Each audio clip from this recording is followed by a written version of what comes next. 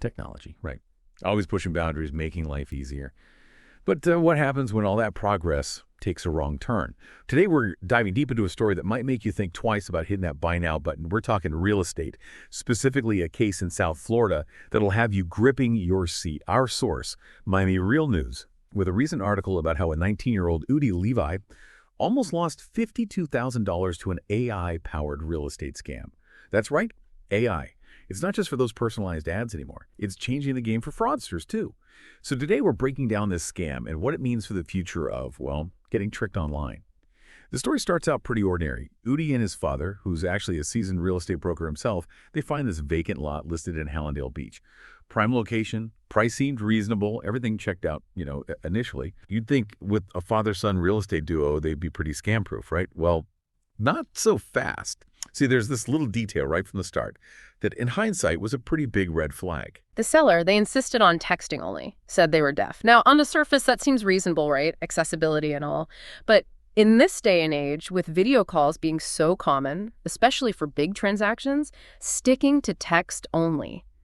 A little strange. Right, like it's almost too convenient.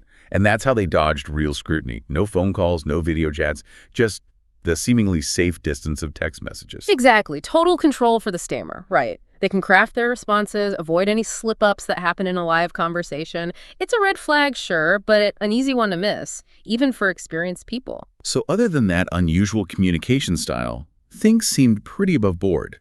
IDs checked out, property records matched up, everything. They figured, okay, this seems legit. So they decided to make an offer. And remember, we're talking about a vacant lot listed at $60,000. They put in a cash offer for $52,000. And get this, the seller accepted. Now, I gotta be honest, I might be tempted too. That's a pretty sweet deal, even in this market. But this is where the story takes that wild turn I mentioned. To finalize everything, Florida Title and Trust, the company handling the closing, they wanted a video call for verification. Standard practice these days, especially with out-of-state sellers. Yeah, totally. That extra layer of security, the face-to-face, even if it's virtual, just to be sure, right? Right, adds that reassurance. But that's what makes this so sneaky. The scammers, they're using those expectations, those security measures, to their advantage. So they play along, schedule the Zoom call. And on the other side of the screen is Lauren Michelle Albrecht, founder of Florida Title and Trust. Ready for a standard closing, nothing out of the ordinary. And at first, everything seems normal. The woman on the call, perfect match to the IDs. But as they talk, Albrecht and Udi's father, they start to notice these little things. Those inconsistencies, Exactly. That gut feeling that something's not adding up. They start asking specific questions, verifying her identity. Just basic stuff to confirm she is who she says she is. But her answers... A little off. You could say that, almost robotic, like rehearsed. Yeah. And then it hits them. They're not talking to a real person. This is an AI-generated deepfake. Hold on. Deepfake. I mean, we hear that term everywhere. But for those of us who aren't, tech geniuses, what are we talking about exactly? How real are these things? Real. We're way past blurry, fake-looking videos now. We're talking AI that can replicate human faces, expressions, even how they move with incredible accuracy, like scarily accurate. Okay, that's both amazing and terrifying at the same time. It is. And here's the thing. These deepfakes, they can be manipulated live. This isn't a pre-recorded video, it's interactive. So even for someone like Albrecht, a professional, it's incredibly difficult to detect. Wow. So it's not just copying someone's looks, it's like they're being puppeteered digitally in real time. That's some Black Mirror stuff right there. Exactly. And that's why this is so huge for scammers. It's a tool to become whoever they want, makes these scams so much more believable, harder to spot. It's like that scene in The Matrix. Seeing is no longer believing. Except this isn't sci-fi, this is happening. So there they are, Udi and his dad, on this Zoom call with what they now realize is essentially a digital ghost. And it dawns on them. They almost got played. Badly. So what happened next? Did they manage to, pull the plug before it was too late? Talking about dodging a bullet, right? Yeah. Makes you wonder how many people haven't been so lucky. That's the scary thing. Albrecht, she even said, I caught it, but that doesn't mean they won't try it again. With another realtor, another title company, I don't think any property is safe. Wow. Even the expert who caught it this time is worried.